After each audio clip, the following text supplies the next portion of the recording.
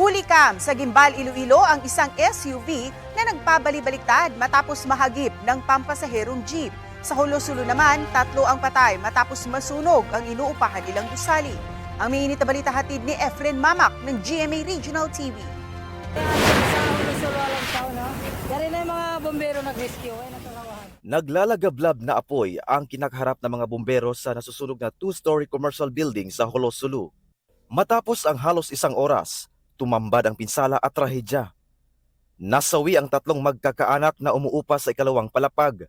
Ang sabi sa amin, yung lalaki at yung anak nakalabas na, tapos yung anak naiwanan nila sa loob.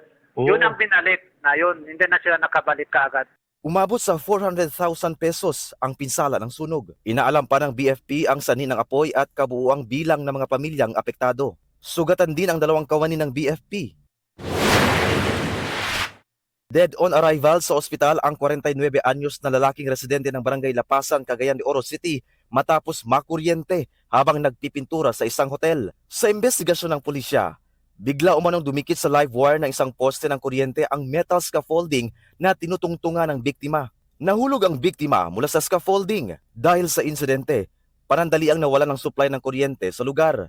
Agad namang dumating ang mga tauhan ng Cagayan Electric Power and Light Company at naibalik ang supply ng kuryente. Inimbestigahan ng pulisya kung may naging paglabag o kapabayaan ang employer ng biktima. Wala pang pahayag ang management ng hotel. Sa kuha ng CCTV sa isang kalsada sa Gimbal, Iloilo, makikita ang ilang beses na pagbaligtad ng isang SUV. Yan ay matapos mahagip ng pampasaherong jeep mula sa kabilang linya. Base sa investigasyon, nag-overtake ang jeep sa isang tricycle bago mabangga ang SUV. Nadamay sa insidente ang isang motorcycle rider na tinamaan ng SUV. Nagkaareglo na ang mga sangkot sa insidente.